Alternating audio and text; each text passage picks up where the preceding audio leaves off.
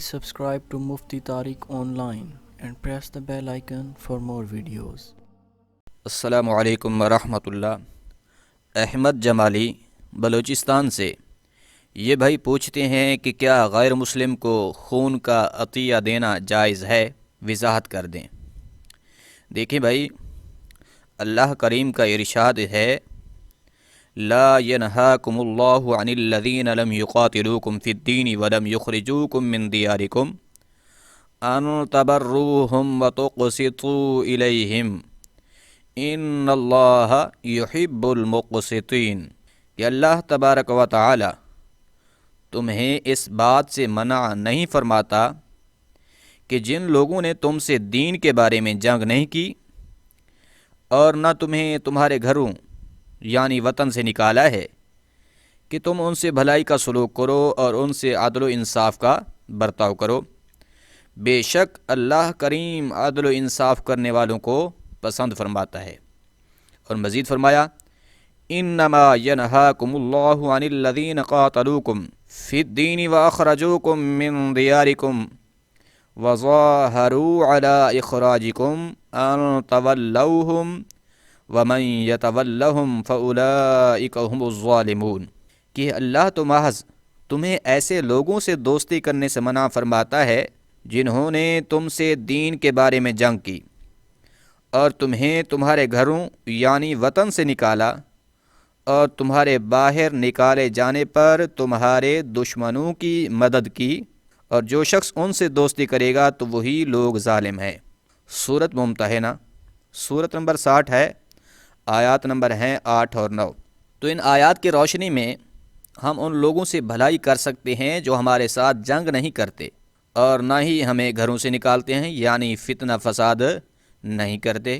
تو یہ بھلائی مالی حوالے سے تعاون کرنے سے بھی ہو سکتی ہے اور دیگر معاملات میں مدد کی صورت میں بھی ہو سکتی ہے۔ اسی طرح اللہ رب العزت کا ایک اور مقام پر ارشاد ہے، من قتل نفسا بغیر نفس او فساد فی الارض فکأنما قتل الناس جمیعا ومن احیاها فکأنما احیا الناس جمیعا۔ سورۃ المائدہ، سورۃ نمبر 5 ہے، آیت نمبر 32۔ اللہ فرماتا ہے، جس نے کسی شخص کو بغیر کسی قصاص یا زمین میں فساد انگیزی کی سزا کے بغیر ناحق قتل کر دیا تو گویا اس نے معاشرے کے تمام لوگوں کو قتل کر ڈالا، اور جس نے اسے ناحق مرنے سے بچا کر زندہ رکھا تو گویا اس نے معاشرے کے تمام لوگوں کو زندہ رکھا، یعنی اس نے حیات انسانی کا اجتماعی نظام بچا لیا۔ تو ان آیات مقدسہ میں مسلم و غیر مسلم کی تقسیم کیے بغیر ناحق انسانی جان کو قتل کرنا، تمام انسانیت کو قتل کرنے اور اس کو بچانا تمام حیات انسانی کو بچانے کے مترادف قرار دیا گیا ہے۔ لہٰذا فتنہ پرور غیر مسلموں کے علاوہ باقی کفار کے ساتھ بطور انسان بھلائی کرنے میں کوئی حرج نہیں ہے۔ حدیث مبارکہ میں ہے کہ حضرت جابر رضی اللہ تعالی عنہ نے فرمایا، مرت بنا جنازۃ فقام لها النبی صلی اللہ علیہ وآلہ وسلم وقمنا لہ، ہمارے پاس سے ایک جنازہ گزرا تو حضور نبی رحمت صلی اللہ علیہ وآلہ وسلم کھڑے ہو گئے اور آپ کے ساتھ ہم بھی کھڑے ہو گئے۔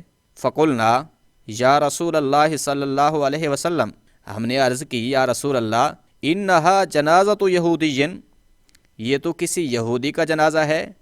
قال، آپ صلی اللہ علیہ وآلہ وسلم نے ہماری عرض سن کر فرمایا، اذا رأیتم الجنازۃ فقوموا، کہ جب تم جنازہ دیکھو تو کھڑے ہو جایا کرو، خواہ مرنے والے کا تعلق کسی بھی مذہب سے ہو۔ امام بخاری و مسلم دونوں نے اس حدیث کو روایت کیا ہے۔ اسی طرح حضرت عبد الرحمن بن ابو لیلہ رضی اللہ تعالی عنہ سے روایت ہے کہ حضرت سہل بن حنیف اور حضرت قیس بن سعد رضی اللہ تعالی عنہما قادسیہ میں بیٹھے ہوئے تھے کہ ان کے پاس سے ایک جنازہ گزرا، دونوں کھڑے ہو گئے، ان سے کہا گیا کہ یہ تو یہاں کے کافر شخص کا جنازہ ہے، تو دونوں فرمانے لگے، ان النبی مرت بہ جنازۃ، کہ ایک مرتبہ ایسے ہی حضور نبی رحمت صلی اللہ علیہ وآلہ وسلم کے پاس سے جنازہ گزرا، فقاما، تو حضور نبی رحمت صلی اللہ علیہ وسلم اس جنازہ کو دیکھ کر کھڑے ہو گئے۔ فقیل لہ، عرض کی گئی یا رسول اللہ صلی اللہ علیہ وسلم، انہا جنازۃ یہودی، یہ تو کسی یہودی کا جنازہ ہے۔ فقالا، تو آپ کریم صلی اللہ علیہ وآلہ وسلم نے فرمایا، الیست نفسا، کیا یہ انسانی جان نہیں ہے؟